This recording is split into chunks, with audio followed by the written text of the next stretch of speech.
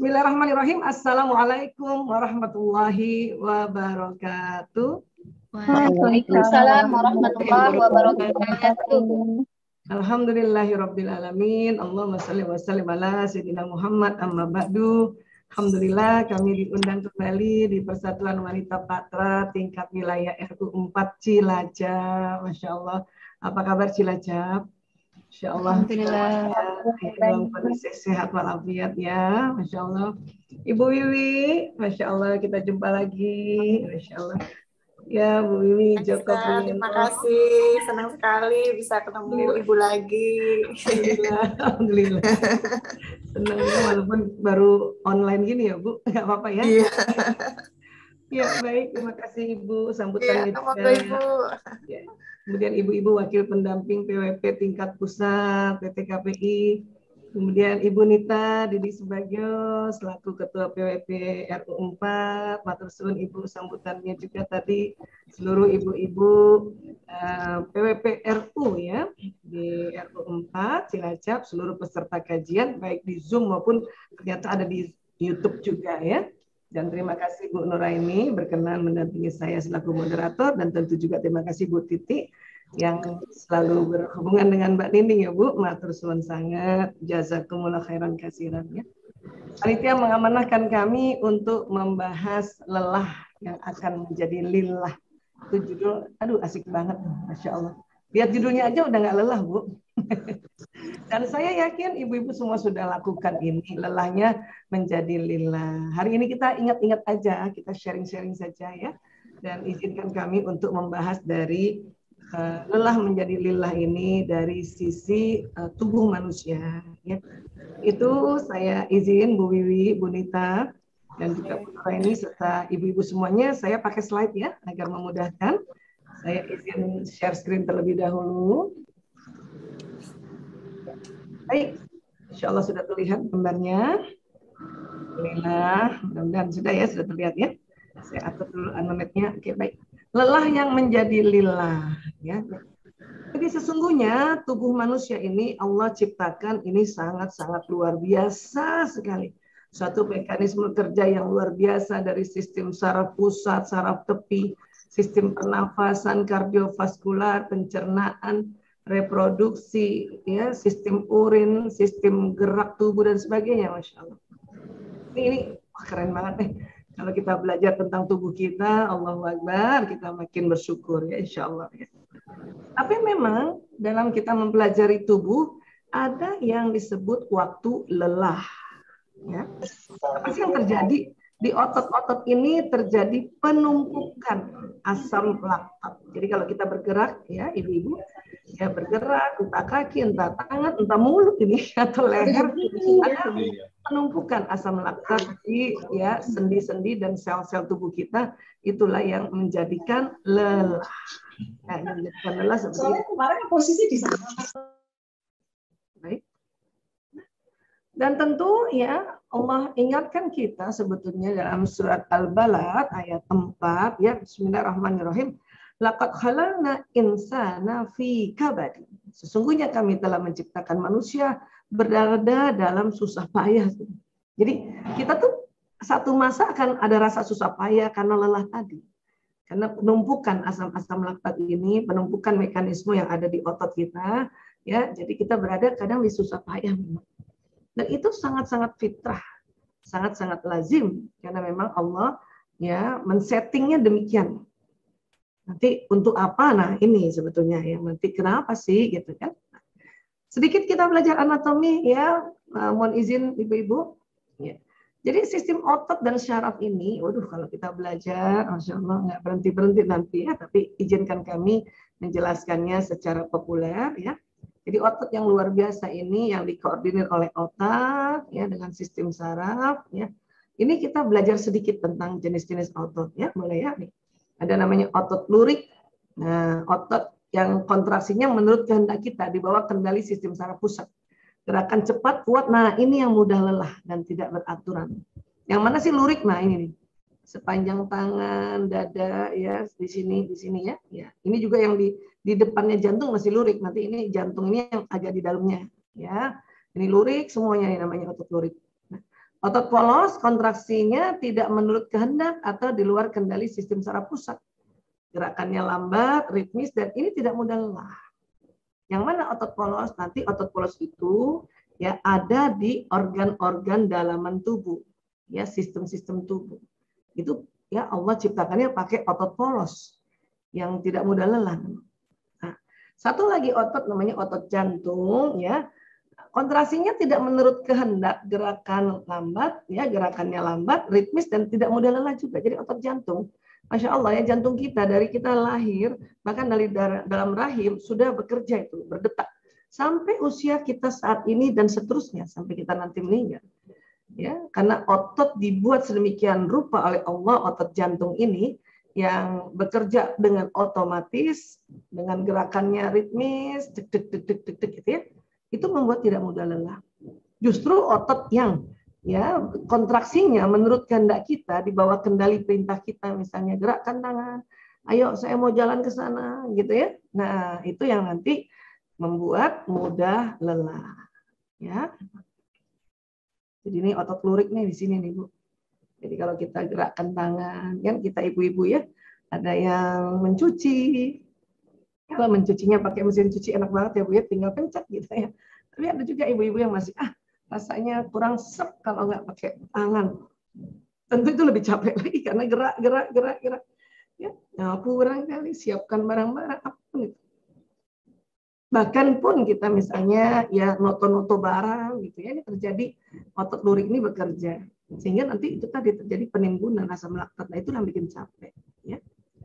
Kaki juga begitu nih otot-otot ini nih. Otot-otot lurik pada kaki nih. Kalau lagi ditarik gini ke belakang namanya flexor ya. Kalau diluruskan namanya extensor. Nah, kaki kita kan setiap jalan dia flexor, extensor, naik tangga apalagi. Karena ini ototnya lurik, maka dia capek, letih, lelah gitu. Ya. Nah, ini yang terjadi pada otot kita. Yang Allah buat sedemikian rupa. Ditambah kondisi seperti sekarang lagi itu tambah lelah, Bu. Ya. Untuk itu di kondisi sekarang apa yang harus dijaga sih? Jaga kesehatan, jaga kebersihan, jaga perasaan dan jaga pikiran. Ya, kesehatan, kebersihan ini mungkin kita masing-masing sudah jaga ya.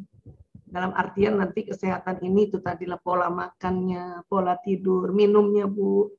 Ya, perempuan paling sering kurang minum. Minum yang bagus berapa sih Bu Aisyah? Ya, dulu kan bilang orang 2 liter ya minimal ya. Ya, kalau mau lebih tepatnya lagi ya itu tadi berat badan dibagi 30. Berarti dapat nilai minimal tuh. Misalnya kita ada yang 60 kilo dibagi 30 sama dengan 2. Minimal 2 liter tuh air mineral. Karena teh sama kopi beda lagi dia.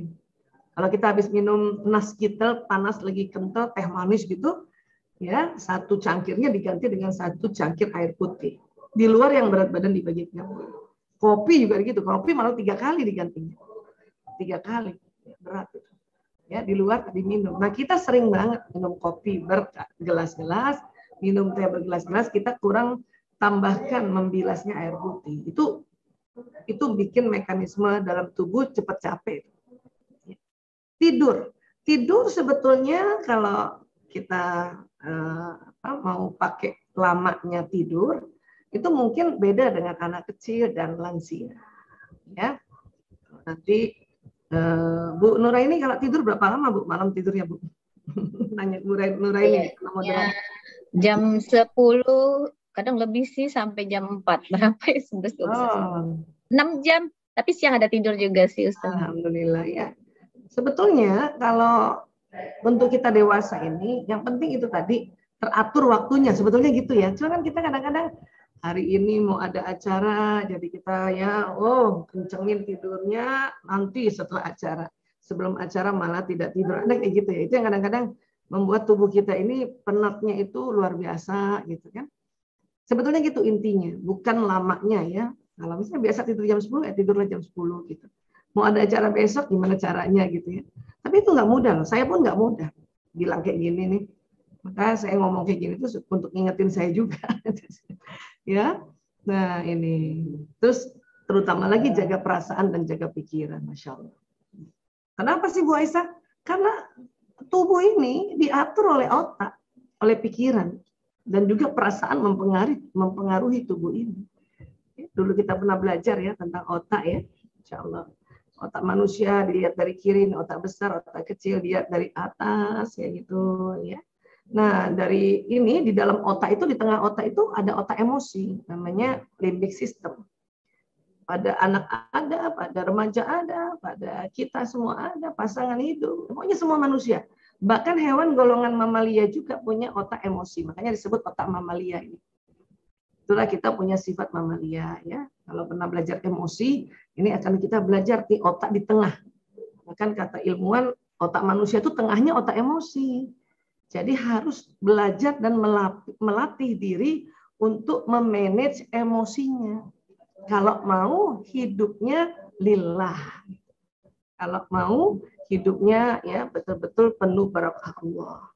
Nah ini. Ya. Di dalamnya ada apa sih Bu Aisyah? Ada jenis-jenis emosi. Ya, yang negatif ada, yang positif ada takut, sedih, apati, rakus, marah, sombong, ada tuh. Ya.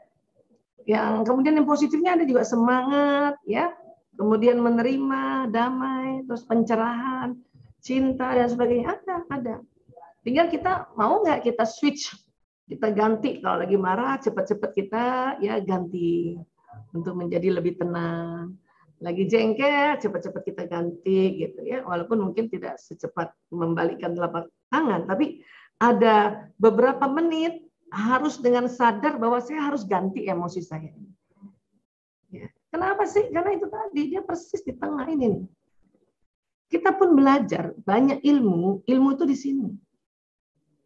Tapi kalau otak limbik sistem manusia tegang, maka ilmu yang di sini terblokir sebenarnya. Tambah lagi ada otak reptil pada manusia, otak yang selalu ngeyel. Ini kalau ngeyel kita di sini ya Bu, fight or flight di sini. Karena perintah otak ke badan itu lewat jalur yang namanya sistem saraf pusat yang ada di tulang belakang. Nanti dari tulang belakang jalan ke seluruh tubuh. Nah itu perintahnya dari otak. Posisinya untuk memberi perintah itu otak reptil duluan. Baru otak mamalia, baru otak ilmu pengetahuan. Nah gitu. Jadi otak ilmu pengetahuan di sini. Itu dia jangan heran kita rajin seminar, tetap taklim juga gitu ya. Tapi kok pas lagi tegang banget, marah juga.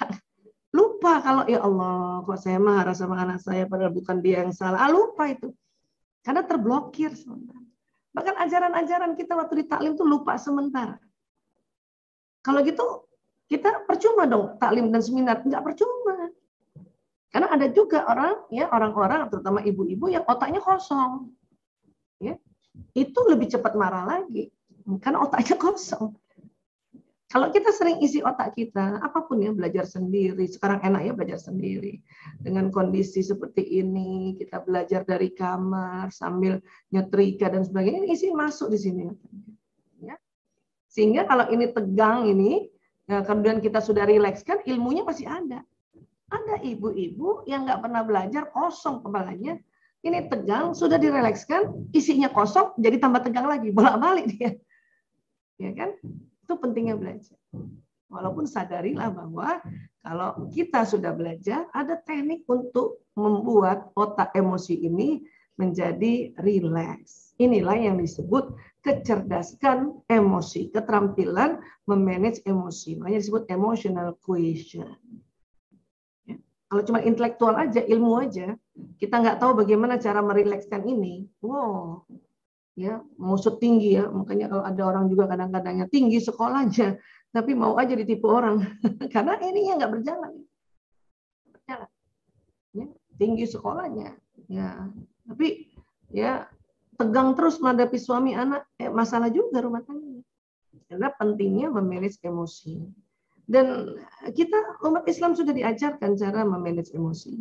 Tentu sahabat-sahabat kita yang lainnya, yang Katolik, Protestan, Hindu, Buddha, ada cara sendiri dari agama mereka dia ajarkan untuk merilekskan ini. Ya, karena kita umat Islam kita harus lihat apa sih yang caranya yang diajarkan Allah pada kita dan juga apa caranya yang Rasulullah SAW ya kasih contoh pada kita. Kan gitu. Ya. Kemudian di surat Al-Ma'arij ayat 19 ya, innal insana khuliqa halu'an. Sesungguhnya manusia diciptakan bersifat keluh kesah. Karena kenapa? Ada otak emosi tadi. Ya, dikit-dikit berkeluh kesah, dikit-dikit itu ya kita memaklumi. Cuman ya tidak boleh kita bilang emang gua begini dari sononya. Bisa kayak gitu. Justru yang mau dilihat, kamu mau lihat tidak, kita mau lihat tidak. Dengan bagaimana keluh kesah ini diatasi, atau kalaupun masih keluh kesah dikit aja. Kalau bisa lagi ya hindari keluh kesah. Kan gitu. Karena sesungguhnya memang gitu manusia, karena ada otak emosi. Bu Aisyah, kenapa sih otak emosi Allah ciptakan? Supaya hidup kita dinamis. Bu, kalau kita nggak punya otak emosi, punten ya, ini perumpamaannya. Kemudian anak kita dipukul orang, terus kita nggak marah. Kan bahaya itu. Ya nggak?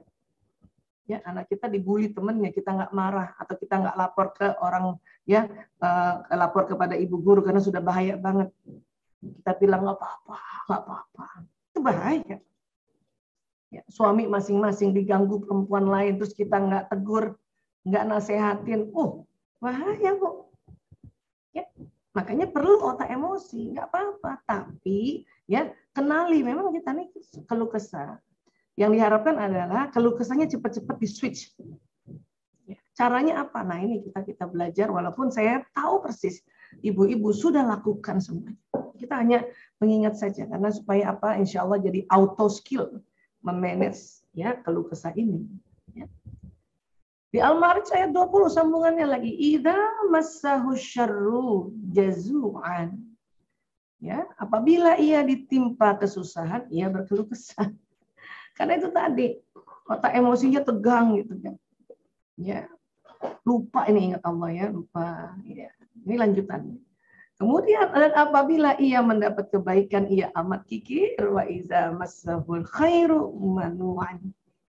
Sudah ya, waktu misalnya mau ada acara ya kita baik-baikin Allah, mohon begini ya Allah, mohon nanti saya mau sedekah ya Allah. Pas sudah dilaksanakan ya sehat semuanya, ditunda lagi sedekahnya. Kikir kita langsung. Ya, mungkin di bawah sadar kita bilang tunda lagi ya Allah. Atau anak sekarang bilang tapi bohong kan gitu. Ya, janji mau sedekah tapi bohong. Itu bahaya banget tuh. Tapi Allah udah wanti-wanti, emang kikir manusia itu. Udah dapat kebaikannya masih kikir. Kemarin aja, misalnya kalau malaikat bisa marah, malaikat kita bisa marah. Kemarin aja lo minta-minta kebaikan-kebaikan. Sekarang udah gitu pakai janji-janji mau sedekah. Sekarang aja loh, udah semuanya kabulkan oleh Allah, kikir. Nah, gitu. Ya. Atau bukan hanya sedekah, misalnya kita janji saya mau belajar. Ya, seperti pasien-pasien kami itu kalau lagi konseling, ya maaf, konseling rumah tangga, ya. Saya mau belajar Bu Aisyah, saya mau belajar Bu Aisyah. Saya bilang alhamdulillah, ya. Pas nanti saya ajak belajar, aduh nggak bisa Bu, macam-macam alasannya. Nah itu memang begitu kita nih amat kikir setelah mendapatkan kebaikan. Ya. Ini harus kita ingat ya, harus ingat, Insya Allah. Makanya atasi nih amat kikir kita. Ya. Kemudian surat Al-Kahfi ayat 54, wa kanal insanu aktsara syai'in jadal. Ya. Dan manusia adalah makhluk yang paling banyak membantah, paling banyak kasih alasan. Makanya ada istilah the power of tapi. Bu, ibu begini ya. Iya Bu Aisyah, tapi.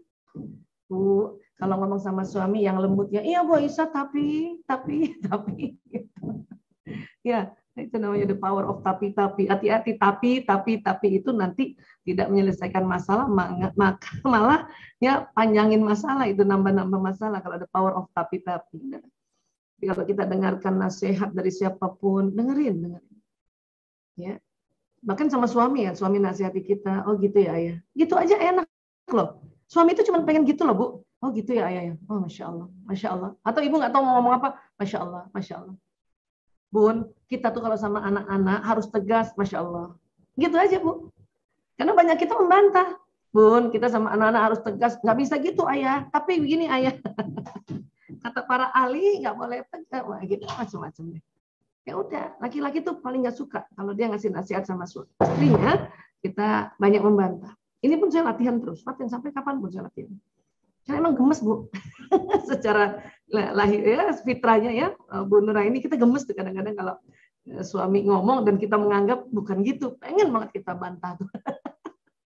Tapi itu yang bahaya, itu yang bikin laki-laki sering ya mengumpulkan benih-benih kebencian pada istrinya karena kita ya bantah dia di depan orang. Hati-hati banget ya. Saya lagi latihan terus. Dulu begitu, salah, sok-sok tahu kita. Maklum, kita pikirkan ini era keterbukaan.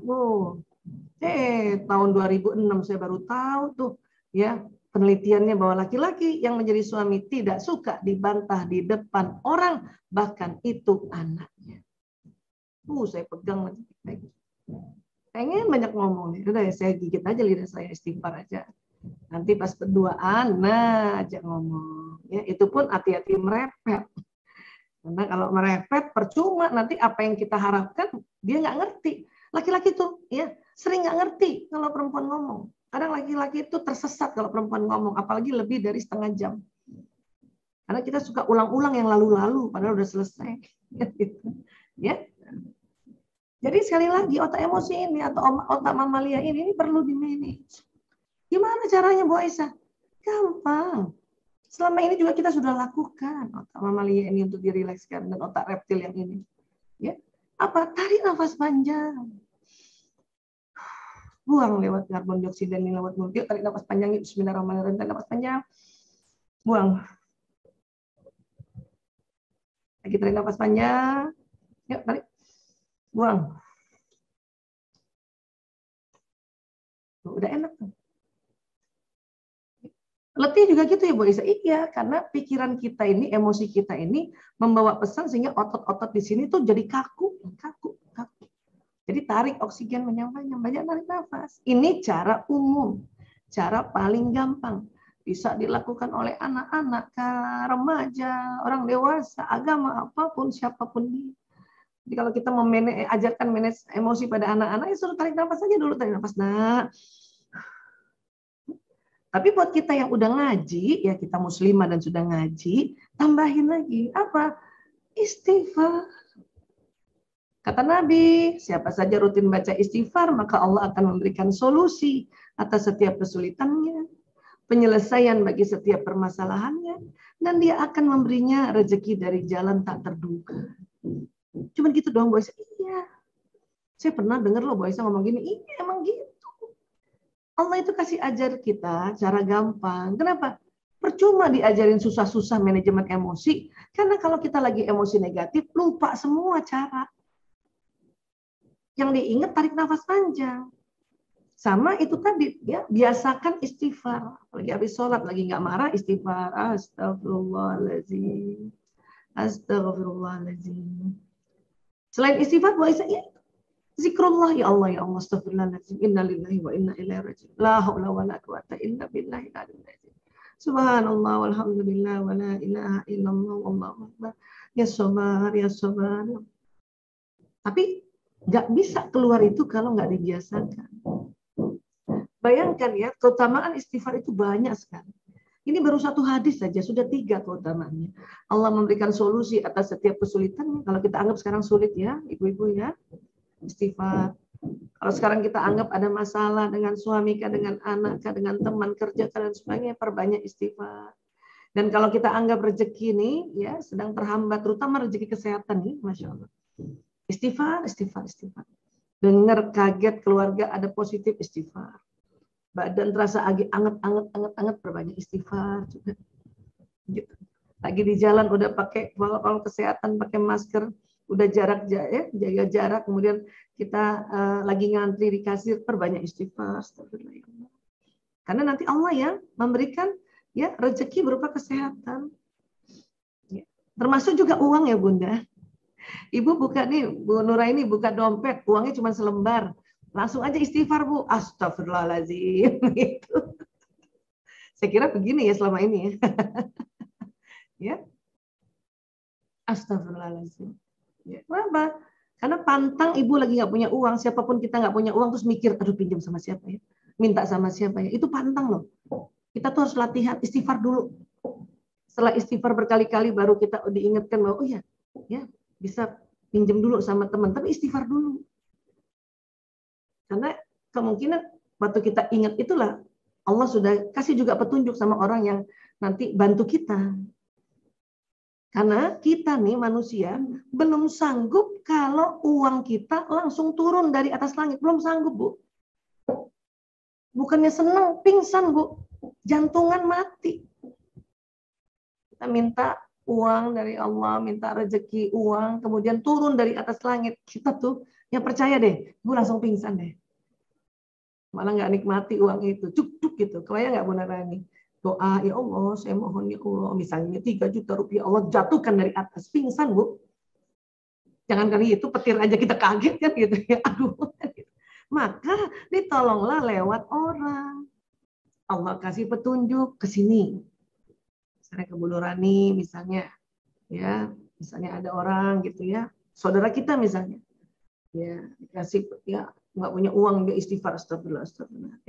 Kelebatan wajah Bu Nuraini terlihat oleh dia. Berarti itu ya kita minta sama Bu Nuraini, insya Allah Bu Nuraini segera kasih.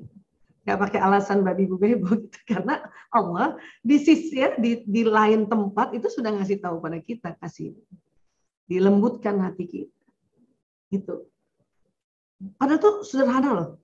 Buka dompet ya nggak ada uang, padahal kita harus bayar uang sekolah anak. Istighfar dulu, astagfirullah. Latihan. Gak usah yang susah-susah. Manajemen emosi ini begini. Astagfirullah, astagfirullah. Terus ngomong, ya Allah, mohon ya Allah, Engkau maha kaya ya Allah, Engkau maha mengayakan. Ya Rozak, ya Ghani, ya Mughni ya Allah, lapangkan rezekiku ya Allah. Kadang-kadang nggak kelihatan muka siapa-siapa, tahu-tahu ada yang kirim beras tuh, itu rezeki juga. Tahu-tahu ada yang telepon kasih ini minta isi acara gitu ya. Makanya saya kalau sama Mbak Nini, siapapun yang hubungi kamu itu rezeki Allah. Ya, kalau kamu baca ya jawab dengan baik. Kalau nggak kebaca mohon maaf karena kadang-kadang ya itu tenggelam WA-nya di tempatnya Mbak Nini itu puluhan ibu-ibu. Termasuk saya juga. Ya. Nah, jadi beginilah, perbanyak ini aja. Astagfirullahaladzim. Bahkan sebetulnya waktu istighfar itu ya dan zikrullah ya. Ini kalau kita dilafazkan secara berbisik astagfirullahaladzim. Ya Allah, innalillahi wa inna ilaihi rajiun. Maka akan mengeluarkan karbon dioksida dan setelah itu menarik oksigen dalam jumlah yang banyak. Karena zikrullah itu ada namanya huruf jahr. Huruf apabila dilafazkan karbon dioksida keluar. Istighfar sama hamdalah, banyakkan istighfar keluar huruf jahr. Sebab kita istighfar sama-sama yuk. Astagfirullahaladzim. Perhatikan hidung, dia akan tarik oksigen tanpa disuruh. Pelan-pelan istighfarnya ya. Astagfirullahaladzim. Tuh. Bahkan oksigennya lebih banyak dibanding napas biasa. Apa yang terjadi? Oksigen itu masuk paru-paru, kemudian masuk jantung, jantung memompa ke otak. Ya, itu tadi di otak ini ada otak reptil tadi yang bikin tegang dan otak mamalia tadi, otak binatang bikin tegang, rileks dia. Tergantikan langsung masa marah, langsung rasa ya menerima, syukur, sebagainya. Ilmu di otak baru ingat lagi, oh iya ya, kan kemarin kita belajar, anak umur segini tuh nggak tahu apa-apa. Oh iya ya, kemarin kita belajar, laki-laki kalau udah nonton TV di atas 10 menit, dipanggil sekali 2 kali, emang nggak dengar. Itu ilmu itu di otak sini. Tapi kalau kita nggak istighfar, lupa ilmu itu. Makanya manggil suaminya masih juga singit. Ya, sering gitu ya, Bu Wiwi. Kita kalau lagi manggil suami yang lagi nonton TV kan, ayah. Panggilan pertama cantik, tapi karena dia nggak nengok, kita panggilan kedua, ayah. Nggak nengok lagi, ayah. Teriak gitu. Ya. Nah ini, itu ilmu itu sering banget saya cerita. Ada juga di otak saya. Tapi kalau emosi saya lagi tegang, lupa Bu, lupa. Makanya istighfar dulu. Astagfirullahaladzim. Dan jangan ngapa-ngapain, istighfar aja dulu. Astagfirullahaladzim. La ilaha illallah. Sambil nangis pun nggak apa-apa. Atau badan kita ngilu banget, ya Allah, astagfirullahaladzim. Ya Allah, badanku ngilu banget, ya Allah. 2 hari yang lalu saya begitu, ya Allah, mohon petunjuk ya Allah. Saya harus ya atasi dengan apa? Karena kalau sudah mulai badan ngilu dan sebagainya, itu kan ada ya satu usaha ikhtiar lagi, yaitu kita minum obat. Karena itu perintah Allah. Minum obat. Tapi mohon dulu sama Allah, ya Allah, apa yang saya harus minum? Ya, letih, lesu, penat badanku ya Allah, luluh lantah badanku ini ya Allah, astagfirullahaladzim. Minta dulu. Kan kita mau merubah letih menjadi lillah. Tapi kita ya kadang-kadang langsung pergi ambil misalnya herbal. Langsung pergi ambil misalnya habatus sauda, walaupun memang habatus sauda itu ya pengobatan ala Nabi, ambil madu gitu. Tapi ya yang diminta adalah diam dulu sebentar, istighfar dulu, mohon dulu sama Allah. Karena ada kondisi-kondisi lelah juga kita nggak bisa pakai madu misalnya. Ya, apalagi yang lelah di madu, nggak bisa minum pakai madu, Bu. Ya, apalagi habis nonton, layangan putus, nggak bisa gitu. Kita minum madu gitu, nggak bisa. Ya, jadi doa dulu, apa ya Allah, mohon petunjuk. Karena pernah dicontohkan oleh Nabi Musa alaihissalam. Satu ketika Nabi Musa sakit perut. Nabi Musa kan bisa ngomong langsung sama Allah. Ya, makanya dapat gelar kalamullah. Ya Allah, perutku sakit ya Allah. Apa yang saya harus ambil ya Allah? Ya Allah kasih firman-Nya langsung ya, langsung ngomong langsung. Ya, kamu jalan ke sana, ada daun, kamu ambil, dikasih lihat, dikasih tahu bentuk daunnya itu, dia diomongin sama Allah itu, ambil dan kamu kunyah. Betul. Seketika itu juga berhenti sakit. Suatu bulan kemudian Nabi Musa sakit perut lagi. Dia langsung datang ke sana, ambil daun, dia kunyah-kunyah, nggak sembuh. Ambil lagi daun, nggak kunyah-kunyah, nggak sembuh. Sampai 3 kali nggak sembuh. Nabi Musa tanya lagi sama Allah, ya Allah, kan saya sakit perutnya mirip tuh bulan lalu. Dan saya minum, makan, kunyah-kunyah daun ini bulan lalu sembuh. Sekarang kok enggak ya Allah? Apa kata Allah? Bulan lalu kamu waktu sakit perut, kamu tanya padaku, apa yang harus aku minum?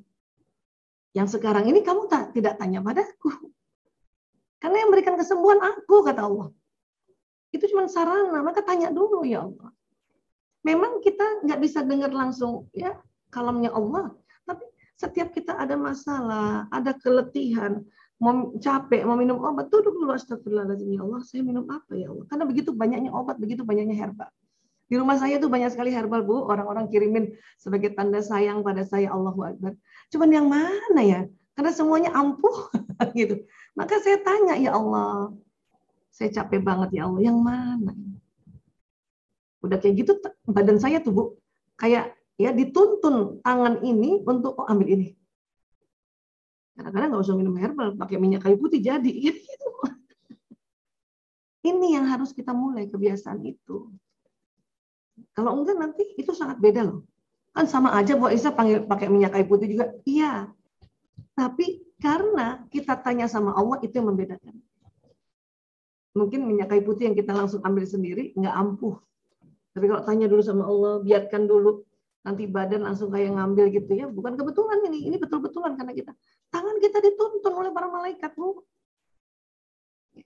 Ambil ini. Oh ini dia. Alhamdulillah, terima kasih Allah. Minum. Begitu caranya. Karena letih aja begitu caranya. Kalau benar-benar kita mau merubah letih menjadi lillah. Ya, karena itu sebuah ikhtiar dialog pada Allah. Oke. Jadi sekali lagi kita nafas dulu, istighfar aja dulu. Karena kadang-kadang kita nggak tahu mau ngapain, udah istighfar aja dulu. Duduk istighfar aja dulu, tuh istighfar. Kalau masih juga nggak enak, rebahan, Bu. Karena Rasulullah SAW ya bersabda begitu. Apabila engkau berdiri marah, kesel, capek kah, letih kah, itu kan maknanya ke situ ya. Maka segeralah duduk. Nah, waktu duduk itulah tarik nafas, istighfar, ingat Allah. Masih juga belum reda, maka tiduranlah, rebahanlah, ambil posisi rebahan. Suatu ketika kita tanpa sengaja buka HP ya, kita lihat chattingan suami, kalau ngobrol sama temen pakai emoticon, sama kita garing, cuman oka doang gitu ya. OKE. Itu bikin sakit loh, Bu. Bukan berarti dia chatting sama teman perempuan, dia chatting sama temennya di grup misalnya. Saya pernah gitu. Waduh, panjang banget. Sama saya istrinya cuma oka. Boro-boro kasih emoticon. Kadang di read-nya dibalas kan gitu ya, Bu. Maka kita istighfar dulu. Astagfirullahaladzim, astagfirullahaladzim, astagfirullahaladzim. Astagfirullahaladzim. Ya Allah. Dialog aja sama Allah. Ya Allah, ini kebiasaan buruk suamiku ya Allah. Nah, apa sih dia begini? Dan nggak usah juga ditelepon suami langsung, kamu nih kalau ya chatting sama teman aja pakai emoticon. Jangan, nggak usah merepek gitu, istighfar. Boleh nggak sih kita ingatkan suami? Boleh, tapi nanti dulu. Reda dulu itu. Kalau masih belum reda ya sudah, tunda aja dulu, besok aja baru ngomongin. Begitu memang caranya. Nggak semua masalah harus hari ini juga diselesaikan. Ya, kecuali yang darurat, yang tiba-tiba keurgensiannya itu ada kaitannya dengan keselamatan. Keselamatan fisik terutama. Oh, itu mah langsung telepon suami. Ya, langsung telepon suami. Dan gitu. Kalau hanya gara-gara yang bikin kita nggak nyaman, emosian, rebahan dulu Bu sampai istighfar. Mau nangis aja dulu. Itu kan simpel-simpel banget. Suami saya pernah begitu, Gil. Ya, ini contoh ya, karena contoh ini pentingnya kita bahas. Pergi keluar kota, sampai di luar kota itu dia nggak chatting saya bahwa saya sudah sampai, enggak. Malah sekretarisnya yang dikasih tahu, ya, saya sudah sampai. Kasih tahu ibu, lihat, susah amat chatting. Yang gitu-gitu kan kita perempuan tuh reset ya Bu. Ya Bu Nita ya, gitu-gitu aja tuh. Terus kita nggak di WA, itu ya Allah. Duka banget, luka banget. Maka istighfar, astagfirullahaladzim, astagfirullahaladzim, astagfirullah, ya Allah. Dialog aja sama Allah. Ya Allah, suami kau begini banget sih. Ya, langsung chatting sama aku ini dianggap apa sih? Mas, semuanya sekretarisnya.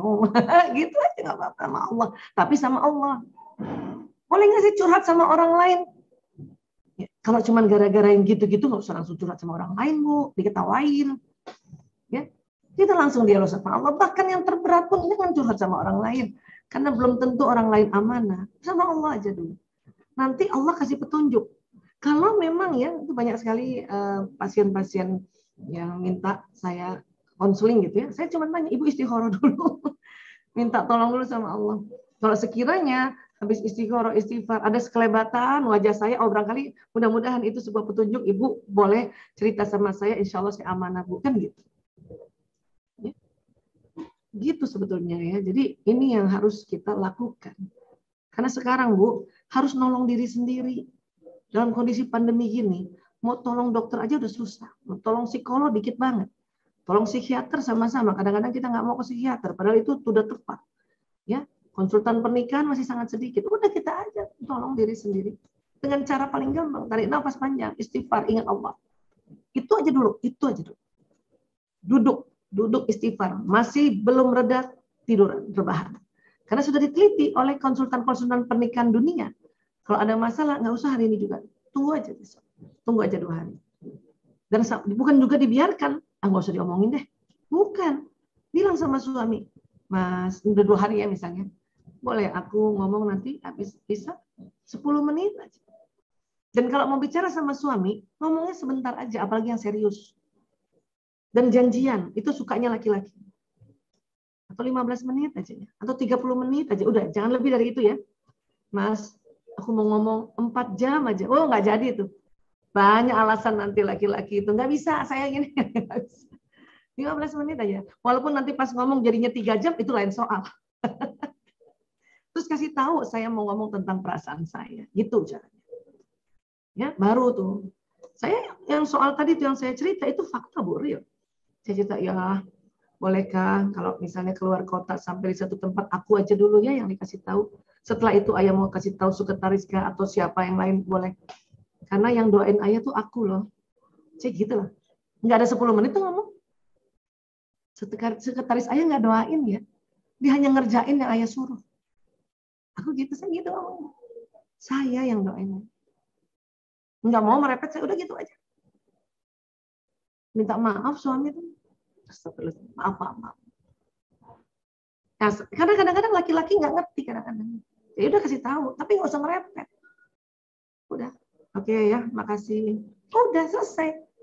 Jadi besok-besok kalau lagi kita mau ngomong serius dan kita janjian sama suami, ya, dan dia tahu kita cuma simple aja, to the point, jelas, itu seneng lah Bu. Saya udah buktikan itu, betul saya udah buktikan sejak 2006. Kalau masih jengkel, kadang-kadang memang jengkel, kadang-kadang karena kita perbedaan laki perempuan kan jengkel. Tapi dengan cara seperti itu, jadi sama-sama ngerti. Oh, suami saya ngerti apa yang saya mau. Saya tahu juga apa yang suami saya mau, kan gitu. Ya. Itu yang namanya kita saling ya memahami, dan sehingga kalau sudah paham saling menghargai. Inilah sakinah namanya. Penuh kasih sayang, penuh mawaddah warahmah. Ya. Jadi istighfar perbanyak. Nggak usah cara lain, Bu. Capek nanti Ibu. Aduh. Terus malah bingung. Apa ya yang kemarin Bu Aisyah kasih tahu ya? Aduh, halaman berapa itu? Aduh, nggak usah kayak gitu. Langsung aja ingat istighfar. Astagfirullahaladzim. Tadi karena darah ini naik ke sini. Nanti ilmunya, atau nanti baru kita ya Allah kasih petunjuk lagi, apalagi ya. Langkah-langkahnya apa? Baru tuh isi otak yang ilmu pengetahuan ini terakses. Baru kita ikutin gitu ya. Oh ini. Oh iya ya, saya ingat tuh seminar parenting kemarin tentang ya bagaimana watak pasangan hidup. Oh iya, baru ingat nanti Bu. Istighfar aja dulu. Ya. Nah. Dan ini satu lagi nih yang luar biasa. Ya ayyuhallazina amanu ista'inu bis-sabri was-shalah. Innallaha ma'as-sabirin. Hai orang-orang yang beriman, jadikanlah sabar dan sholat sebagaimana penolongmu. Sesungguhnya Allah bersama orang-orang yang sabar. Cuman orang-orang nggak ngerti, disangkanya sabar itu diam. Bukan, Bu. Sabar itu tuh tadi istighfar. Astagfirullahaladzim, ya Allah. Ingat Allah, ya. Atau pergi ambil minum air gitu. Ya. Bu Aisyah, kan sabar itu ada batasnya, Bu Aisyah. Itu ya paradoks yang sengaja ya disebarkan di masyarakat, dan kadang kita meyakini. Itu bahaya, itu keliru itu. Ya. Jadi sabar gimana Bu Aisyah? Nah, kita harus lihat lagi di Al-Qur'an. Di surat Az-Zumar ayat 10. Innama yuwaffas sabiruna ajrahum bighairi hisab. Sesungguhnya hanya orang-orang yang bersabarlah yang dicukupkan pahala mereka tanpa batas. Jadi sabar ada batasannya, ini keliru. Sabar pahalanya tanpa batas. Jadi saya sekarang kalau ada ibu-ibu ngomong, Bu Aisyah, sabar itu ada batasnya. Saya cuma senyum aja, oh kasihan. Barangkali ibu ini belum pernah baca surat Az-Zumar ayat 10. Saya ngangguk-ngangguk aja sih. Ya, biar tenang dulu baru Bu. Ya, itu memang di masyarakat bilangnya sabar ada batasnya. Tapi Bu, insya Allah kalau kita buka Quran lagi di surat Az-Zumar ayat 10, sabar pahalanya tanpa batas. Ini harus diganti nih paradoks ini. Ini yang bahaya, bikin meyakini ini. Ya, istighfar. Termasuk tadi duduk, istighfar itu sabar. Tiduran dulu sabar. Udah tiduran kita ingat lagi apa yang buka YouTube pengen ngaji pengen sholat ya sabar. Ini sabar tuh kayak gitu. Dan sholat. Kadang misalnya kita langsung sholat aja deh. Saya nggak tahu jalan keluarnya, pokoknya saya bawa sholat. Itu sangat tepat. Sudah istighfar, kita langsung sholat. Itu yang disebut penolong. Ya? Karena apa Bu Aisyah? Ini loh, sistem saraf yang ada di badan kita ini, kerjanya kayak kabel listrik, membawa pesan dan jalan di badan. Apa yang kita dengar, apa yang kita lihat, apa yang kita ucapkan, apa yang kita rasakan di seluruh badan, apa yang kita pikirkan, apa yang kita rasakan di jantung ini, itu jalan di badan, Bu. Ya. Kita gerak aja tangan bebenah-bebenah rumah udah menumpuk asam laktat sehingga menjadi lelah. Apalagi kalau ya emosi kita, ya. Apalagi kita senantiasa nonton tontonan yang bikin nggak nyaman itu. Jauh loh Bu di badan Bu.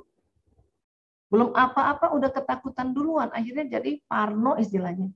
Dikit-dikit lihat HP suami, pengen banget dibuka. Itu nauzubillah min dzalik. Ya, jadi namanya psikosomatis, somanya sakit. Gara-gara nonton sesuatu, dengerin cerita orang lah, ya, atau baca berita hoax keseringan. Walaupun memang kita dikasih kesempatan juga membaca berita yang ya bahaya agar menjadi ya ilmu atau menjadi referensi supaya nggak ketipu. Tapi nggak boleh keseringan. Kita harus tahu juga dengar cerita apa. Kenapa dia ketipu apa? Itu loh Bu Aisyah. Itu ada sepupu saya. Habis uangnya ketipu karena dijanjikan dapat oleh-oleh dari luar negeri, ditahan di bea cukai. Ya gitu-gitu kan, ada yang kayak gitu ya. Ya. Itu kita harus tahu, astagfirullahaladzim. Kayak gitu ya modusnya, iya. Yang penting tahu. Dan jangan diulang-ulang itu. Kalau diulang-ulang, badan ibu belum apa-apa udah capek. Jadi untuk berita yang memang gunanya untuk referensi otak, sekali sampai 2 kali saja, jangan ulang-ulang. Memang kita misalnya ya pengen tahu berita kenapa ya orang itu bercerai, tanya aja kenapa, sekali saja sudah. Saya aja kalau lagi konseling pasien, saya nggak mau dia ulang-ulang cerita itu. Jangan ulang-ulang. Nggak akan terjadi penyelesaian masalah. Udah 1 kali aja, saya sudah catat, saya udah ngerti. Gitu. Kita cari solusinya. Kenapa? Itu nanti dia ngomong, kedengaran oleh telinganya, kita juga sebagai konselor kedengaran telinganya, yang ngomong lebih parah lagi 2 kali. Dia dengar di telinganya dan dia ngomong, kan kasihan kan pasien itu. Itulah kenapa kita diminta untuk ya tidak berkeluh kesah, karena nanti kena kita lagi, bikin capek lagi. Lagi ada yang ini pegelati, pegelati ya kita ngomongin terus. Mending istighfar, astagfirullahaladzim, astagfirullahaladzim. Ya Allah, ya jalan ini. Ya. Karena itu tadi sistem saraf tuh kayak kabel listrik. Dan cepet banget jalannya, Bu. Masya Allah, lihat 240 km per jam. Neuron motorik dari otak perintah ke badan 320 km per jam. Masya Allah.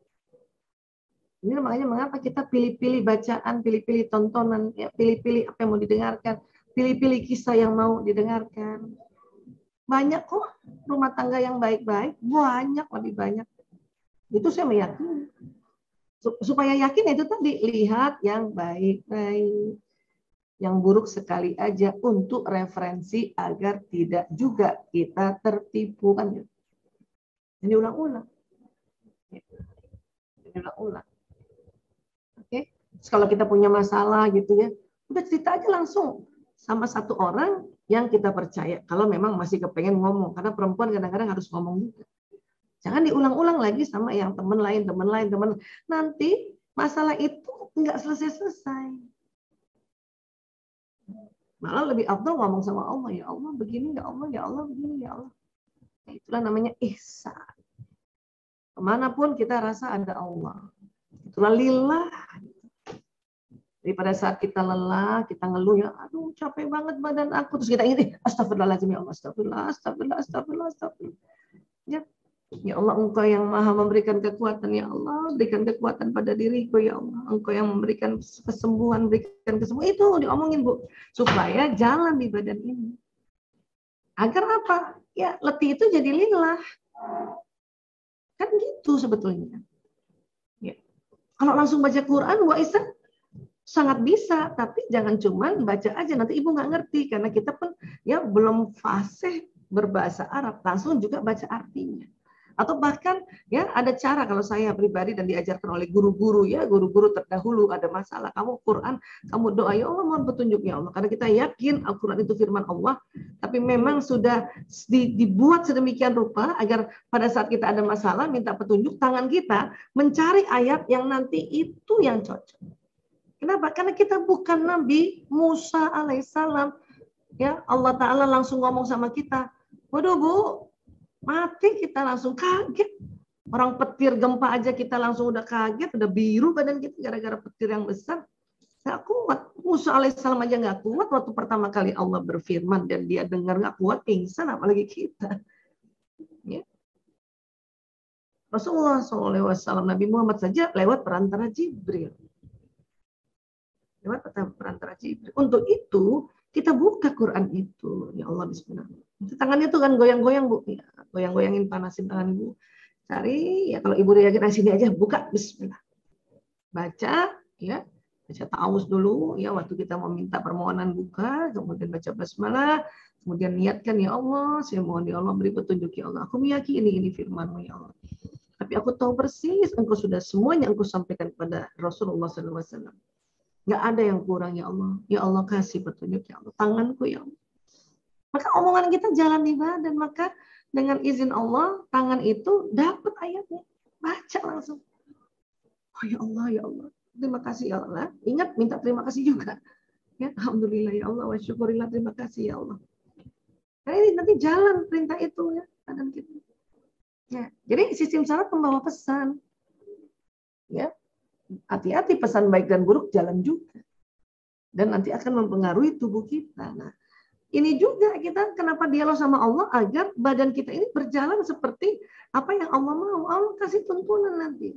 Ya, lewat mata juga, lewat otak yang pori-pori di otak ini nanti Allah kasih petunjuk lewat ya gelombang. Ya.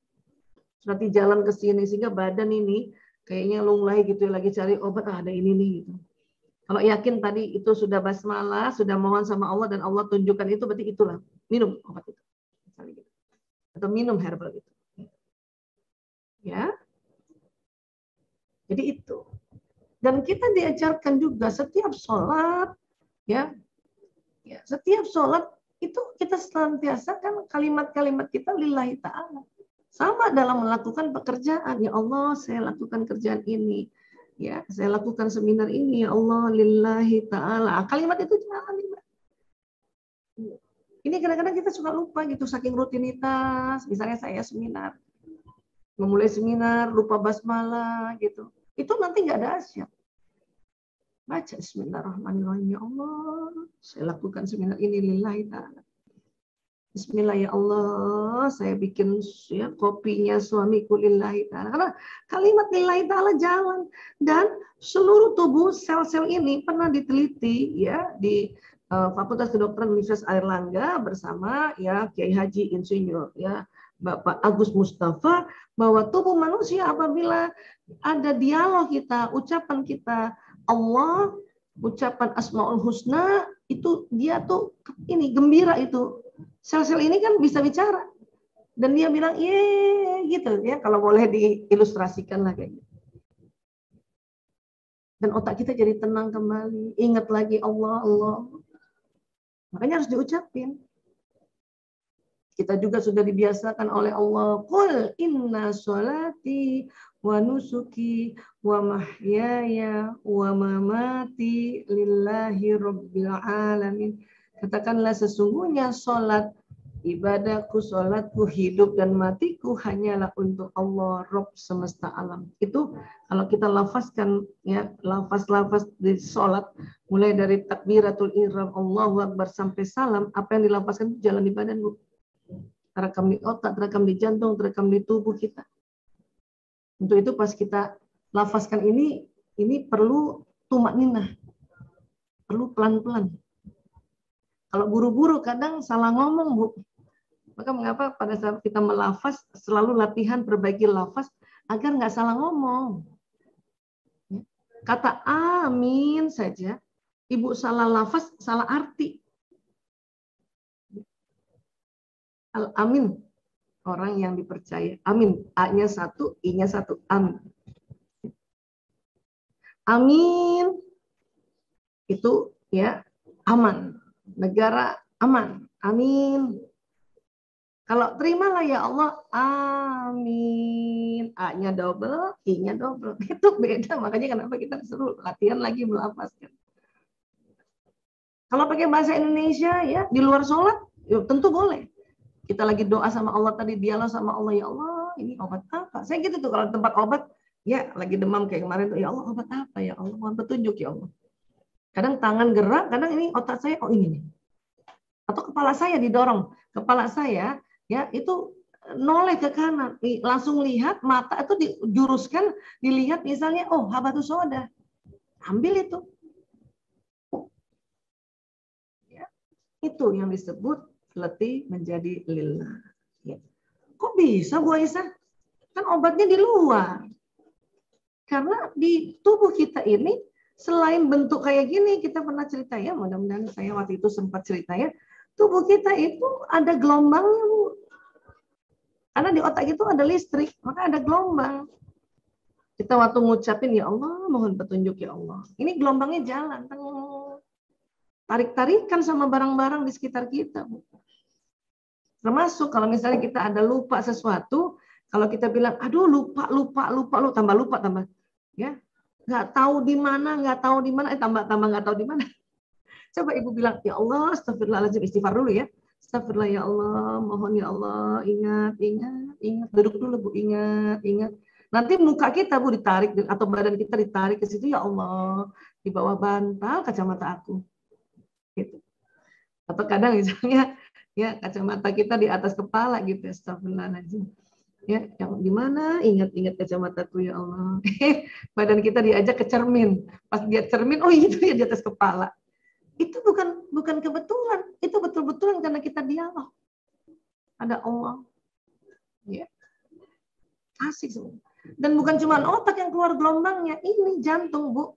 Menurut penelitian di Institute of Harvard, ya, jantung badan elektromagnetiknya 5.000 kali lebih besar daripada otak. Sehingga kalau positive thinking menggunakan kekuatan tenaganya 1 watt, maka positive feeling menggunakan tenaganya 5.000 watt.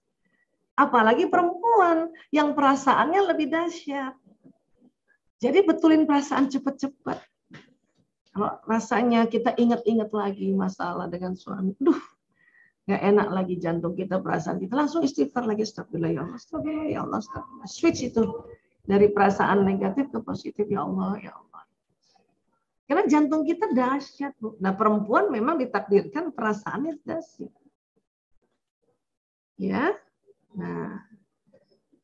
Jadi tubuh kita tuh keseluruhan tuh ngeluarin sinyal, terutama di otak dan jantung. Jadi, ya, manusia adalah magnet dan setiap detik peristiwa yang dialaminya datang atas daya tarik undangannya sendiri. Hati-hati, Bu. Kalau kita ya berburuk sangka, nggak cepet-cepet dirubah, itu kita narik. Itulah ya Allah berfirman di hadis qudsi, aku mengikuti prasangka hambaku. Jadi kalau kita prasangka buruk, nggak cepet-cepet istighfar, nggak cepet-cepet rubah, itu kejadian, Bu. Jadi gampang sebetulnya untuk kita merubah hidup kita ini. Memang paling banyak dialog sama Allah. Itulah namanya zikrullah itu seperti itu. Di kamar sendiri ya Allah, di dapur sendiri ya Allah, lagi di mobil ya Allah. Bahkan depan kita suami, kok kelihatannya tingkahnya agak aneh, kita dialog dalam hati ya Allah, beri petunjuk ya Allah. Mengapa dia begini ya Allah? Itu. Ya, dan ini saya yakin ibu-ibu semua lakukan ini. Hari ini hanya sama-sama ingat, sama-sama kembali. Oh, itu tuh yang terjadi. Itu. Dan hukum tadi itu, saat Anda berperasaan dan berpikir tentang sesuatu, maka energi perasaan dan pikiran akan mencari, mencocokkan, dan menarik hal yang serupa yang berada di alam semesta dengan apa yang Anda rasakan dan pikirkan ke dalam kehidupan Anda. Inilah yang disebut LOA, Law of Attraction. Kenapa? Karena kita ada sinyal. Jadi hati-hati banget, hati-hati. Karena apa yang kita pikirkan, rasakan, ini terbroadcast, Bu. Nyari di alam semesta. Walaupun kita memang boleh juga ngeluh, tapi sekali, paling banyak 2 kali doang, Bu. Dalam waktu yang bersamaan 2 kali. Gitu. Ya. Tapi kalau terus-terusan, maka yang dikeluhkan datang. Auzubillah min dzalik. Wa rabbis sama'i wal ard innahu lahat mithla ma annakum tantikun. Maka demi Tuhan langit dan bumi, sungguh apa yang dijanjikan itu pasti terjadi seperti apa yang kamu ucapkan. Baik diucapkan di lisan, diucapkan di otak, diucapkan di jantung, bahkan diucapkan di tulisan. Jadi tulisan itu ada energinya, Bu. Jadi hati-hati bikin status, hati-hati bikin komen. Kita bikin status sendiri lagi, selalu sendiri, sendiri terus, Bu. Atau kita bikin status kayaknya macet, tambah macet, Bu. Ya, langsung istighfar, ya Allah lancar ya Allah. Insya Allah sampai tepat waktu. Nah, gitu dong. Ya. Kenapa? Karena ini, Bu, ya, doa itu senjata orang mukmin, tiang agama serta cahaya langit-langit dan bumi. Karena badan kita tuh keluar sinyal terus, Bu. Bahkan sampai langit dan bumi. Ya, itulah mengapa kita harus ya jaga doa itu, jaga niatan kita ya, dan jaga prasangka. Yang ada muncul prasangka negatif itu ya nggak masalah. Apalagi kalau ketemu orang baru, Bu, di pasar ketemu orang baru nggak apa-apa. Prasangka negatif tuh, siapa nih? Kok sok kenal gitu? Langsung kita istighfar, astagfirullahaladzim, mohon petunjuk. Nanti kalau memang orang itu bahaya, Allah kasih petunjuk sama kita dan kita disuruh lari. Tapi kalau orang itu baik, maka nanti ya pikiran perasaan kita langsung, oh alhamdulillah baik. Tapi minta dulu sama Allah. Jangan langsung sok-sokan yang kita, kita kan nggak boleh suuzon. Bukan gitu. Apalagi ketemu orang baru. Ikutin dulu perasaan itu sambil istighfar dan mohon petunjuk ya Allah. Siapa orang ini? Sok tahu banget, sok kenal banget, sok akrab banget. Misalnya gitu. Ya. Nah, jadi Inilah tadi mengapa lelah menjadi lillah, karena ya badan kita ada sinyal ini Bu ya, sehingga dia akan membroadcast doa kita, membroadcast niat kita dan membroadcast prasangka kita. Maka kalau kita ya senantiasa doanya itu rajin, niatnya juga selalu diluruskan karena capek ini lillahi ta'ala kan itu niat ya. Maka ya hidup kita itu Masya Allah Bu, barokah, barokah, barokah, itu yang disebut barakallah ya. Baik, demikian yang saya bisa sampaikan. Terima kasih Bu Wiwi, Bu Nita, Bu Nuraini, dan ibu-ibu semuanya. Mohon maaf lahir batin, lebih kurangnya. Yang saya kembalikan ke moderator. Terima kasih. Assalamualaikum warahmatullahi wabarakatuh. Waalaikumsalam warahmatullahi wabarakatuh. Alhamdulillah telah sama-sama kita dengarkan sharing tausiah dari Ustazah Aisyah. Alhamdulillah nih Ustazah, sudah banyak sekali pertanyaan di kolom chat. Akan saya bacakan langsung ya Ustazah, mungkin satu pertanyaan bisa langsung dijawab. Mungkin langsung 3 aja. Oh 3? Ya, ibu-ibu kan senang kalau dibacain. Ini udah dibaca satu-satu biar Ustazah langsung jawab, nggak apa-apa? Enggak, baca 3. Karena biasanya jawabannya ada kaitannya. Oh mirip, oh iya. Ya, ada Insya Allah kaitannya. saya baca 3. Ya, pertama dari Wahyu Syam Produksi 2, izin bertanya, bolehkah niat melakukan amalan akhirat, contoh istighfar, hanya semata agar mendapat pahala dunia?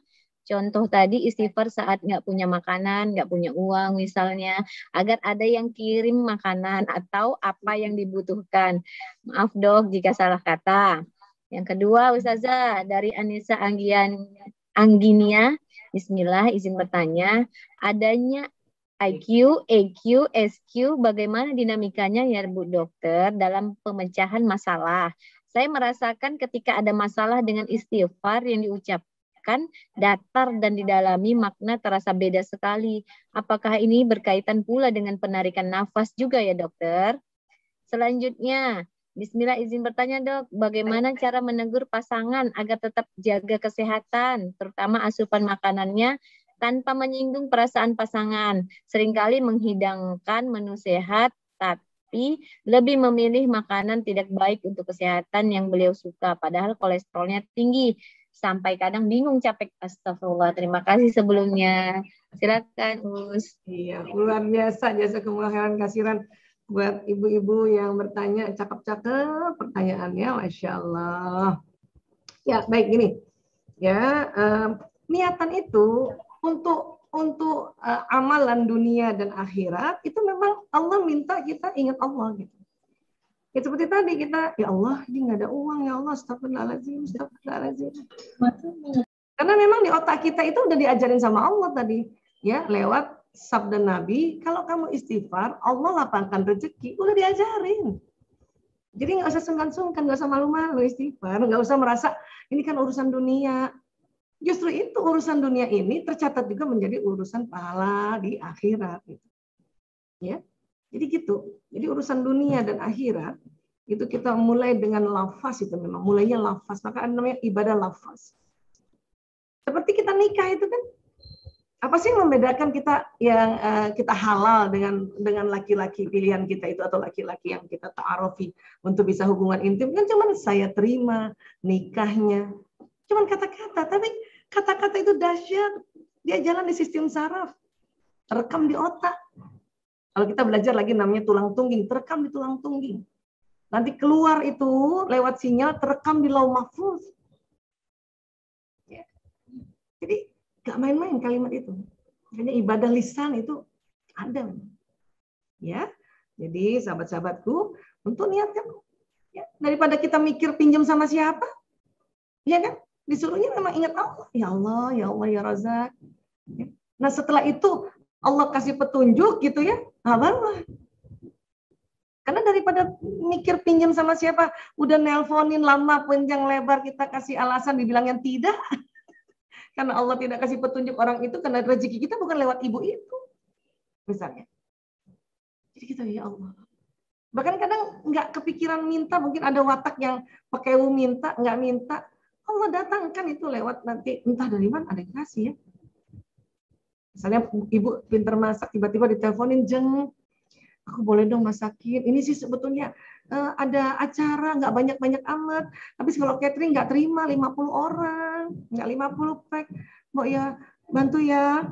Insya Allah nanti semuanya ya uang bahan masak dan jasa. Nah, itu kan kayak gitu.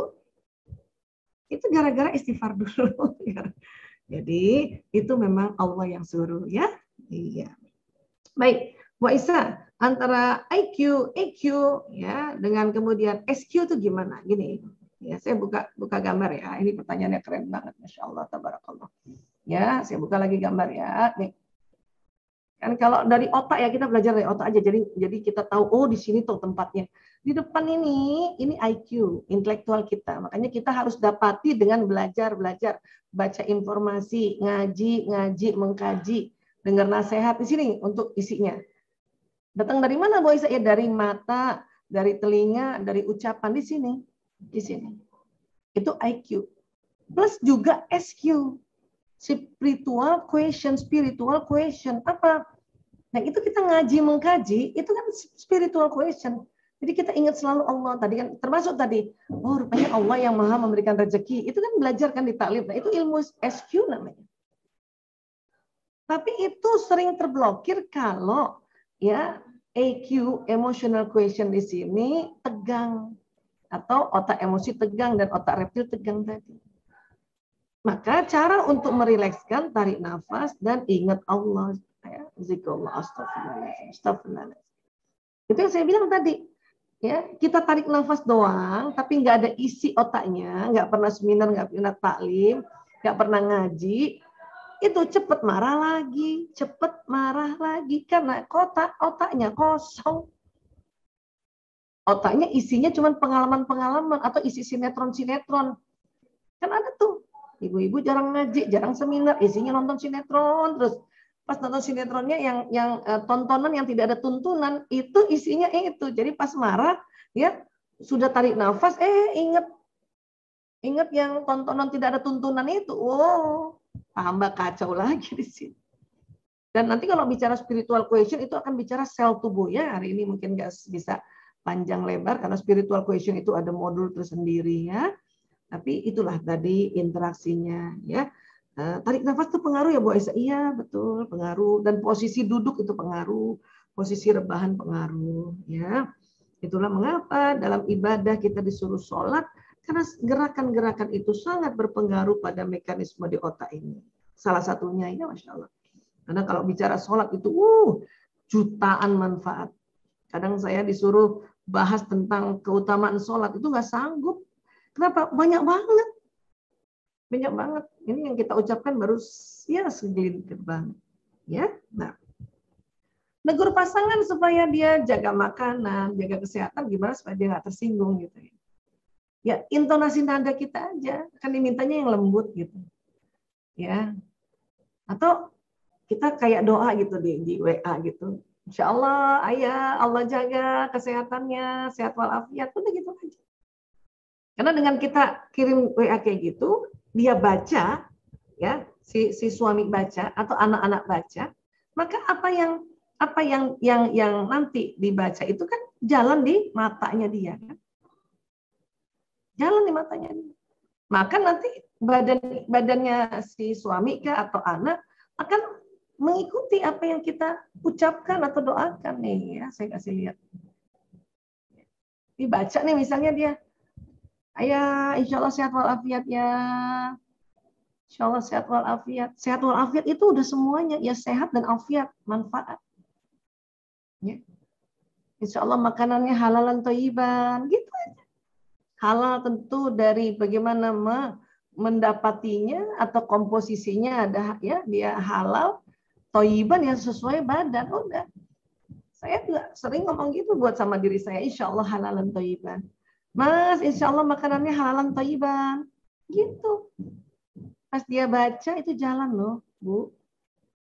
Daripada kita ngomong ya, awas, jeroan. Nanti sakit. Nanti sakit betulan karena dia dengar nanti sakit. Sakit betulan.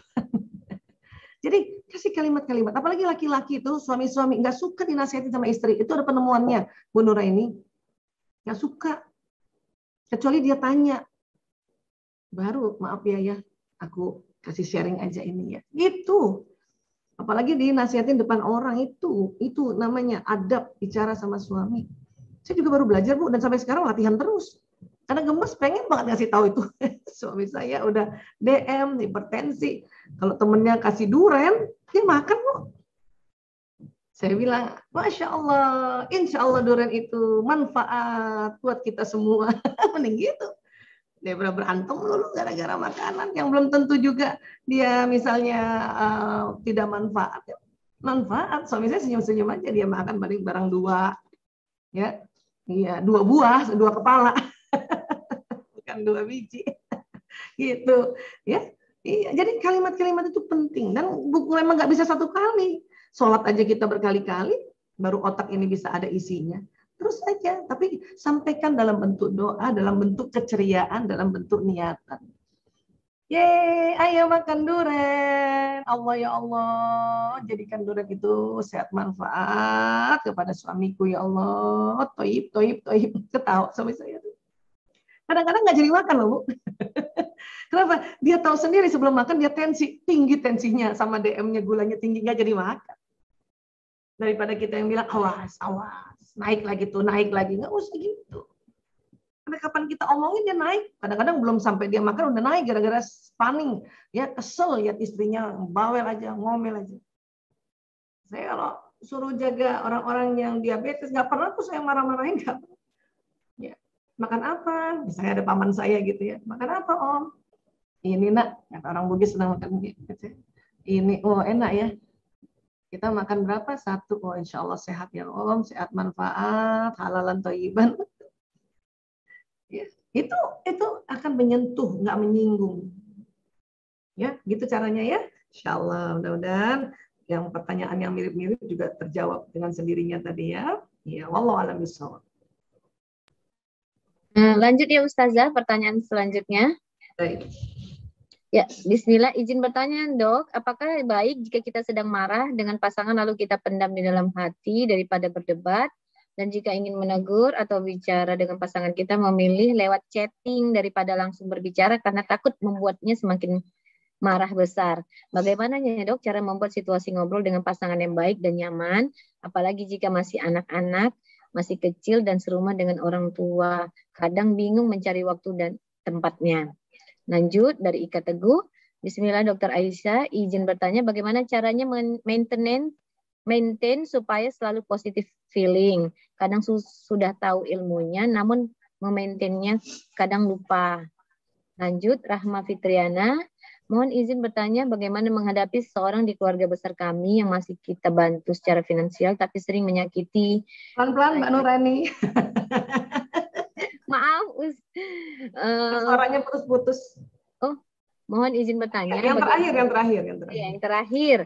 Bagaimana menghadapi seorang di keluarga besar kami yang masih kita bantu secara finansial, tapi sering menyakiti saya dan suami dengan perkataannya. Sementara orang tua pun menyalahkan kami jika yang bersangkutan marah dan ngamuk. Seringkali saya merasa lelah dan muncul rasa tidak ikhlas. Silakan. Ya. Baik, terima kasih jazakumullah khairan katsiran yang bertanya semuanya ya. Gimana supaya kalau marah kita ya kalau kita pendam gimana? Ya maka jangan dipendam. Bedanya dipendam dengan tadi istighfar tuh beda. Kita marah sama suami, kita bawa tidur, tapi kita nggak istighfar itu dipendam. Ya. Tapi kalau kita duduk tarik nafas buang istighfar, astagfirullahaladzim, sambil membayangkan semua marah keluar dari lewat karbon dioksida itu, astagfirullahaladzim. Ini namanya releasing, bukan dipendam. Ini yang namanya sabar. Ya. Menahan untuk tidak dipendam dan tidak merepet. Ini namanya sabar. Releasing, tahan. Ya. Dipendam suka gini orang-orang, ya misalnya biarin. Nah itu pendem, itu bahaya psikosomatis. Atau langsung ditegur gitu, tegur keras gitu, itu juga bahaya karena dia tersinggung kan. Tapi ya duduk dulu, astagfirullah ya Allah. Bahkan ada teknik yang saya suka pakai kan namanya 3M. M pertama mengaku, ya Allah, saya kesel sama suamiku ya Allah. Oh, ya, dia begini. Ngomong sama Allah. Ya Allah. Ya, M kedua mengangkat, ya Allah angkat kesalku ini, ya Allah, astagfirullahaladzim, astagfirullahaladzim, astagfirullahaladzim. La ilaha illallah gitu. M kedua mengangkat. M ketiga minta. Jadi maunya apa? Ya Allah, berikan kebijaksanaan pada diriku, ya Allah, untuk saya mau sampaikan ini perasaanku padanya, ya Allah. Gitu, 3M. Mengaku, mengangkat, meminta. Maunya apa? Gitu. Kita sering gini, biarin deh settlean aja. Apalagi kalimatnya gitu, biarin settlean aja. Ya, itu depresi nanti, Bun. Ya, jadi bukan dipendam, bukan. Dirilis. Dengan teknik-teknik yang memang diajarkan oleh Allah lewat baginda Nabi. Oke. Kemudian bingung kapan kadang-kadang mau ngomong sama suami, nanti takut tersinggung. Kalau mau ngomong secara verbal takut tersinggung, coba ngomong tadi secara batin tadi. Itu namanya bahasa kolbu. Ngomong aja, ya Allah, saya sering itu sampaikan pesanku pada suamiku, ya Allah. Aku nggak tahu mau ngomong kayak gimana. Atau sama anak-anak yang lagi remaja, yang kalau anak-anak remaja itu kan beda sama anak kecil. Anak kecil diomongin pakai mulut, mau dengar. Anak remaja kan nggak gitu. Maka sebelum ngomong, ya Allah, sampaikan pesanku ini pada anakku, ya Allah. Sebut namanya Fulan bin Fulan, Fulana binti Fulan. Ya Allah, sampaikan pesanku pada suamiku, ya Allah. Kalau memang mau bicara yang serius, setelah kita istighfar, kita janjian. Dan itu tadi, ya 3 juga langkahnya. 1, janjian kapan waktunya. Minta waktu boleh nanti habis sholat bisa. Kasih tahu durasinya berapa, 10 menit aja, 15 menit aja. Sampaikan apa yang mau diomongin. Aku pengen ngomong perasaan aku nggak enak ya. Udah, itu laki-laki akan siap-siap kok. Bahkan dia kadang-kadang kita lupa, suami saya gitu tuh. Saya lupa, Bu Isa tadi katanya mau ngomong, oh iya. Itulah kenapa bapak-bapak senang rapat, karena rapat itu 1, ya ketahuan waktunya, durasinya nggak lama, apa yang mau dibahas tuh jelas. Karena laki-laki itu trauma. Kalau istrinya ngomong, istrinya curhat, ya itu trauma.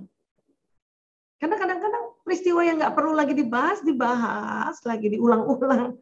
Laki-laki itu trauma. Jadi begitu ya caranya ya.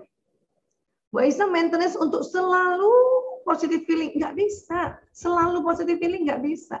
Cara maintenance itu hanya kalau pas turun naikkan lagi. Pas turun lagi perasaan kita marah naikkan lagi. Karena ini banyak yang nggak ngerti ya. Emosi itu kayak tangga sebetulnya.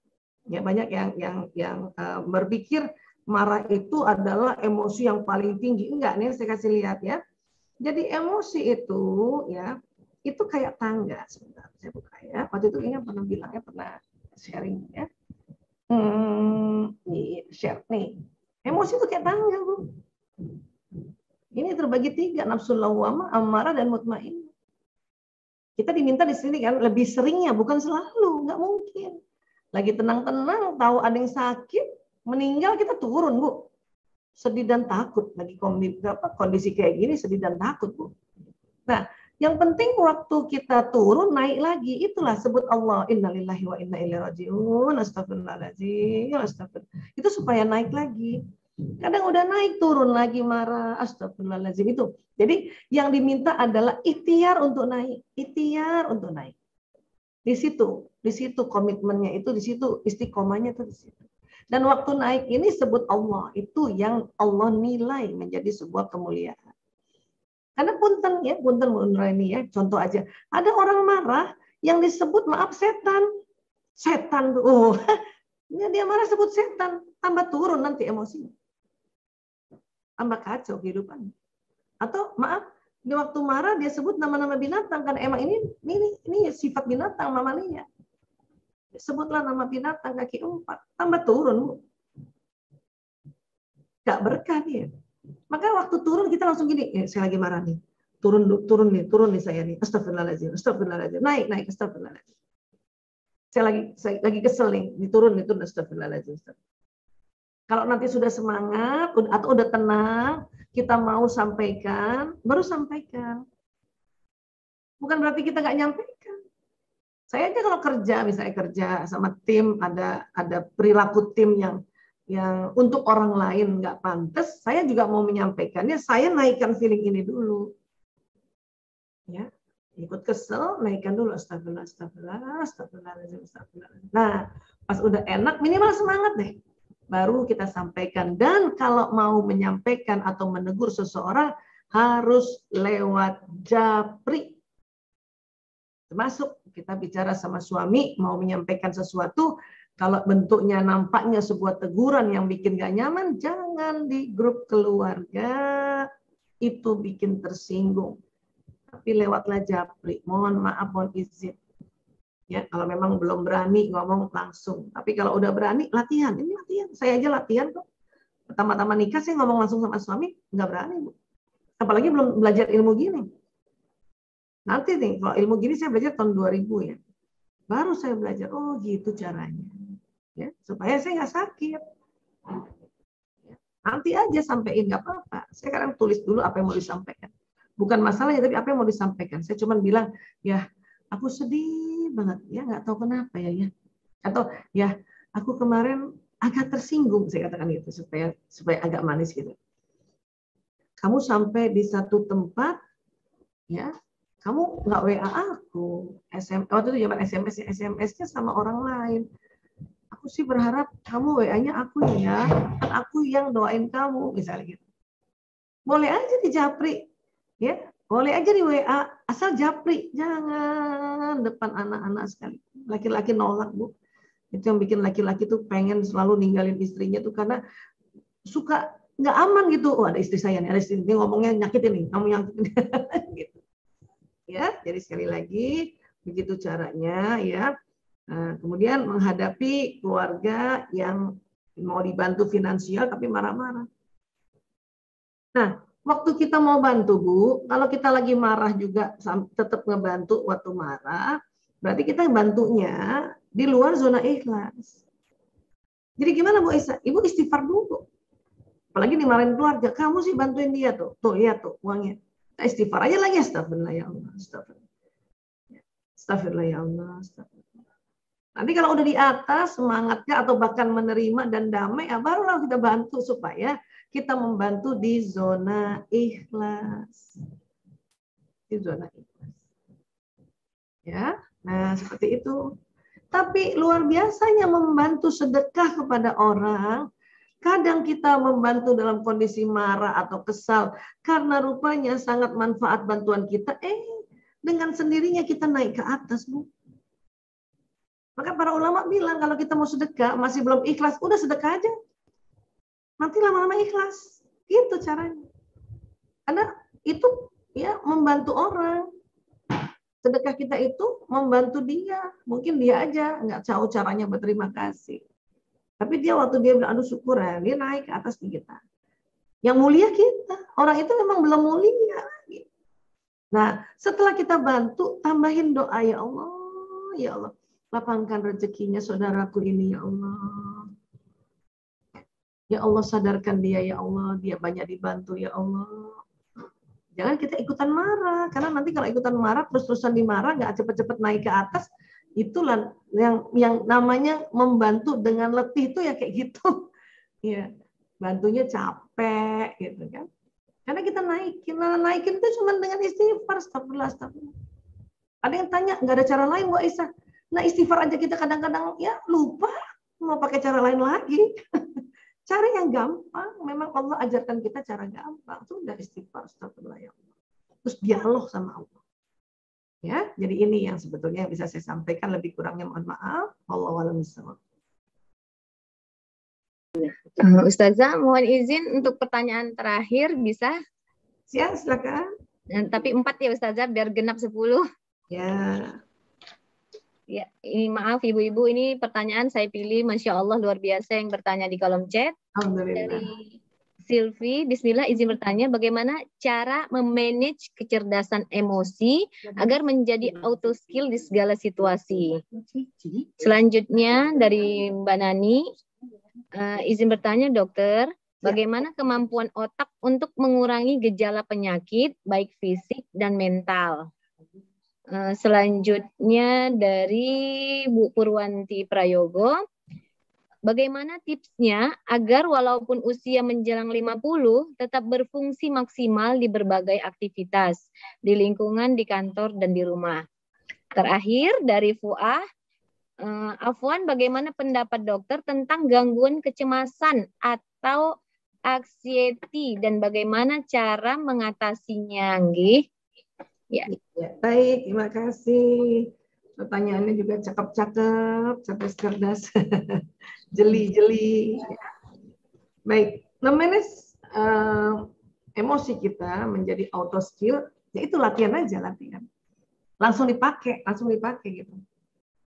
Coba hari ini barangkali teman-teman ada yang lagi kesel nggak sama, ya katakanlah sama anak atau sama suami gitu. Coba langsung aja duduk, nyanderan dulu dikit, ya duduk, ya baca ta'awudz, baca basmalah, bismillahirrahmanirrahim. Ya, kita istighfar, dan istighfarnya sambil membayangkan, ya Allah, astagfirullahaladzim, sambil membayangkan keselnya keluar dari mulut, masuk ke tanah. Gitu. Atau pakai 3M tadi, ngaku dulu, ya Allah, sebetulnya saya masih kesel sama suamiku. M pertama tuh mengaku. Tapi jangan mengaku terus. Kalau mengaku terus jadinya keluhan. Kan boleh 1 kali kan ngaku kan? Ya maksimal 2 kali lah. Kan boleh. Lebih dari 2 kali ngeluh namanya. Nah kalau ngeluh nanti datang itu keluhannya. Ya Allah, saya kesel banget sama suamiku, ya Allah. Iya kalau sama orang aja ngomongnya baik, sama aku nah gitu kan, sama Allah nggak apa-apa ya. Ya. Jadi yang pertama mengaku, yang kedua mengangkat, ya Allah angkat kesalku. Nah disinilah istighfar, astagfirullahaladzim. Coba teman-teman barangkali ada yang sekalian kita terapi diri barangkali ada. Karena masing-masing kan punya kekesalan barangkali, karena kita ya nggak mungkin nggak kesel, orang itu otak emosi ada di otak kita. Memang Allah mau lihat kalau lagi marah kamu naik ke atas sebut aku nggak gitu loh, gampangnya gitulah bahasa sekarang lah. Ada yang nggak nyebut nama Allah, ada yang nyebut tadi yang saya bilang nama setan, nama binatang. Atau belum apa-apa udah ngeluh sama orang lain, itu nggak mulia. Tapi kalau kita ya Allah angkat kesalku, ya Allah, astagfirullahaladzim. Kita nih walaupun udah tahu ilmunya, ya kalau nggak dipakai nanti nggak auto skill, udah pakai aja sekarang. Tarik nafas, buang. Kalau saya kadang-kadang gitu tambahin. Bahkan saya suka tambahin gini nih, Bu Nuraini, ya misalnya kita kesel sama suami terhadap perangainya tuh yang suka songong atau apalah gitu ya. Kita hadirkan dia, ya Allah, angkat perilaku, kebiasaan buruknya suamiku, ya Allah, misalnya gitu ya. Kita bayangin, kita tiup, bismillahirrahmanirrahim, kita bayangin tuh, ya, pergi tuh kebiasaan buruknya, masuk ke tanah, keluar dari otaknya, masuk ke tanah. Lagi tarik nafas, bismillah, ya Allah. Itu kalau di ilmu otak itu namanya object imagery. Itu nanti kebiasaan buruknya kira-kira betul bisa pergi. Insya Allah. Insya Allah. Kok bisa? Ya tadi kan kita ada sinyal kan. Otak kita ada gelombang kan yang nanti membawa pesan ini. Tapi nggak usah juga norak, nggak suka kepo. Kita telepon ayah, rasa nggak kamu aku tiup-tiup atau aku doain? Nggak usah juga gitu. Biarkan jadi rahasia kita, Bu. Ya. Nah, itu ya, jadi Masya Allah. Kemudian gimana ya menjelang 50 tahun? Memang apapun ya, fisik kita makin naik usia kita, makin fungsinya ya berkurang karena sudah dipakai sekian tahun. Termasuk otak. Akan ada namanya penyusutan otak, atrofi otak. Apalagi perempuan cepat banget atrofi otak. Karena banyak banget yang dipikirin, banyak banget yang diurus tuh perempuan, Bu. Namun tolong tidak diperberat dengan kalimat-kalimat mengeluh. Aduh, gue kok tambah pikun ya. Hati-hati tuh. Diulang-ulang jadi pikun betulan. Ya. Kalau memang kita takut pikun, langsung ya Allah, astagfirullahaladzim, istighfar lagi. Mohon ya Allah, mudahkan ya Allah. Tambahkan ilmu, tinggikan kecerdasanku, otakku ya Allah, sehat walafiat. Sambil bayangin tuh omongan kita naik ke otak, termasuk dengkul. Ya Allah, dengkul saya aja naik tangga, Bu. Ya, ini dengkul udah agak-agak nih saya nih. Ya, siapa yang sama ya? Saya kan 53 tahun, udah mulai tuh agak-agak tuh naik tangga. Tapi kalau kita ngeluh, aduh naik tangga nih, aduh capek nih, itu tambah capek karena omongan kita jalan. Gitu. Jadi kita usap-usap tuh, baca subhanallah walhamdulillah wala ilaha illallah wallahu akbar. Usap-usap tuh dengkul. Nanti Allah kasih petunjuk tuh, oh kamu minum herbal ini, namanya glukosamid, itu ada. Sambil diusap-usap. Nah gitu caranya ya. Jadi usia 50 tahun ini insya Allah tambah makna, tambah manfaat, asal kita tidak ya stop untuk mengeluh, tidak sering-sering ya pengakuan karena badan kita sakit diulang-ulang. Ingat ya, boleh mengaku tapi tidak diulang-ulang, karena kalau diulang-ulang namanya mengeluh. Oke? Kemudian gangguan kecemasan atau ansietas, itu tadi emosinya turun. Ya. Emosinya turun ke level takut, ini dia. Ada orang cepat turun ke level takut karena watak ini dia. Watak yang introvert cepat banget level takut. Apalagi belum punya skill untuk, belum tahu bahwa cara naikannya, oh gitu tuh. Ya, duduk, tarik nafas, istighfar, atau pakai tadi 3M tadi, mengaku, mengangkat. Maka kelamaan di sini. Kalau kelamaan di sini, itulah menimbulkan ya gangguan kecemasan. Karena cemas itu aslinya ada di kita. Cuman kalau kelamaan jadi gangguan. Kalau kita belum bisa ngangkat sendiri, kita rasanya istighfar berkali-kali kok masih tambah cemas, itu diperbolehkan oleh Allah untuk minta bantuan tenaga ahli. Karena Allah sudah memberikan petunjuk pada tenaga dokter-dokter ahli itu atau ahli-ahli kimia untuk mendapatkan ya penemuan dulu-dulu ini obat untuk mengatasi kecemasan. Boleh. Makanya disebut obatnya anti-ansietas. Kalau pakai cara sendiri ya nggak sanggup ngangkat. Kalau masih sanggup angkat, coba pakai alami, jangan pakai kimia. Angkat dulu, angkat. Ya, nah demikian yang saya bisa sampaikan. Lebih kurangnya mohon maaf. Wallahu a'lam. Ya, saya kembalikan lagi ke Bu Nuraini.